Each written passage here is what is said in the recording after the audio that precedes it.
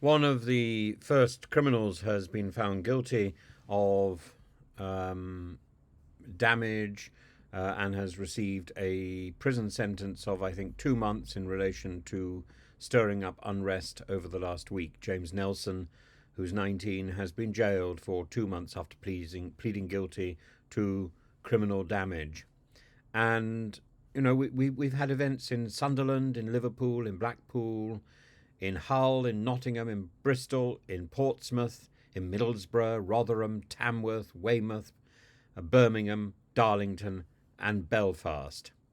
And did I say Southport? Aldershot, Hartlepool. This is an extraordinary spread. 6,000 public order officers mobilised to respond to the disorder, and at least 400 arrests, and the threat that those people who have been instigating this disorder could well be arrested and possibly even on terrorism charges, which will mean they can be held for quite an extended period of time without bail. And there's a limited number of excuses that they can make, and it's very serious. When it comes to the instigating of riot, it's not only what people have said, but also what people who are leading groups of individuals have not said. A number of significant influencers have not urged peace, have not urged people to come off the streets, have not urged unity. It's what they have not said which has been as provocative as what they have said. And as for the wearing of masks, yes, British law doesn't completely prohibit wearing masks. It would be absurd. But in a crowd and in behaving in an intimidating way, then the wearing of a mask is part of that threat. The wearing of a hijab or a niqab or a burqa, not necessarily a problem. But if somebody who was wearing a full face covering or a partial face covering was also acting in an intimidating and threatening way, then, of course, the face covering would be part of the offence. And it's the intimidation which is the issue, and the fact that somebody whose identity is covered feels that they have acquired anonymity. That is the problem. And I think it's right that the government is saying very clearly that they will use every tactic and tool to tackle disorder. And in London, for example, 100 people were arrested last week, and more are undoubtedly going to be arrested. And I think people need to be careful with their words of agitation.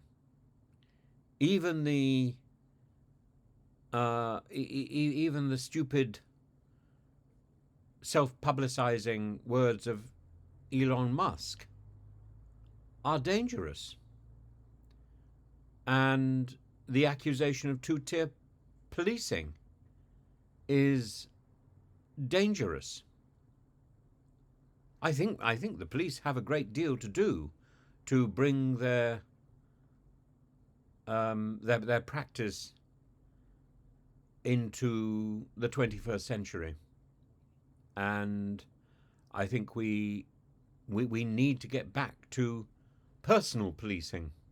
We need to get back to that personal responsibility, because the mass of police is the anonymity of police. This is the tactic of threat. And I think we should be much more engaged with the police force. I said earlier that one of the great icons of Britain in the last 50 years has been Doctor Who. And Doctor Who is an image of a man travelling the universe, a Time Lord travelling the universe in a police box. The iconography is there of law, of policing. It's part of our national identity, and the BBC have been celebrating it. We celebrate it. It's a wonderful image.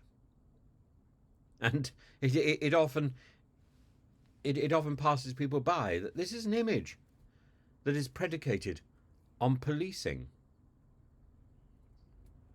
and predicated on somebody running around the universe, doing good, helping to restore order to chaos, helping to defeat the Daleks. But, you know, it doesn't matter how many meetings Keir Starmer holds, how many Cobra meetings he presides over. In the end, it's about you and me. It's about us committing to unity, committing to peaceful discussion, committing to accepting that we have differing views. And ideally, I think, laughing about it, but talking about it, not necessarily intending to persuade somebody else of our view. Why should my opinion hold sway over yours? Except my opinion is different to yours. And we should celebrate that difference, shouldn't we? Your opinion is different to mine. Celebrate it. You don't need to be rude about it. But there are some red lines that we shouldn't be crossing. And encouraging people to violence is one of them. And treating entire populations with contempt is another. That is racism. That is prejudice.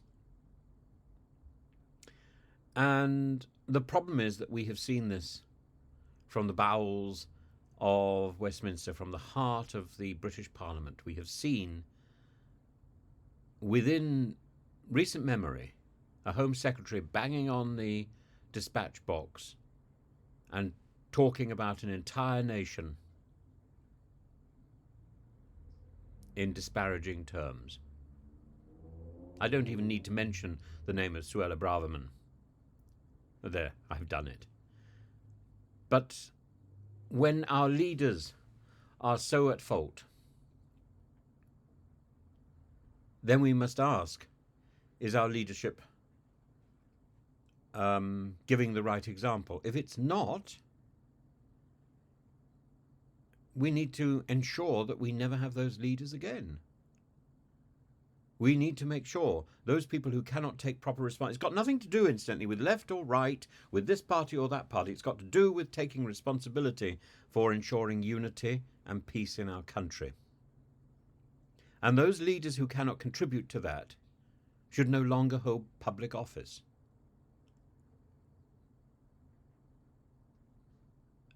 And those leaders who have not stepped up to call for peace, to call for unity, should think very carefully about whether or not they should continue in their present roles. It's not enough to be on holiday, because people on holiday have also been spreading tension, have been promoting discord, have been instigating riot, have been behind the riots that have taken place in our country.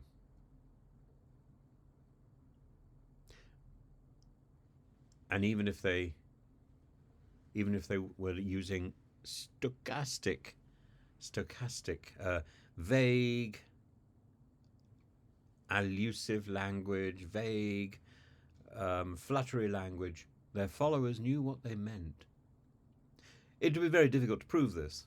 Very difficult, I think almost impossible. But I think it is incumbent on these individuals to stand down from their public roles because they have given a very poor example.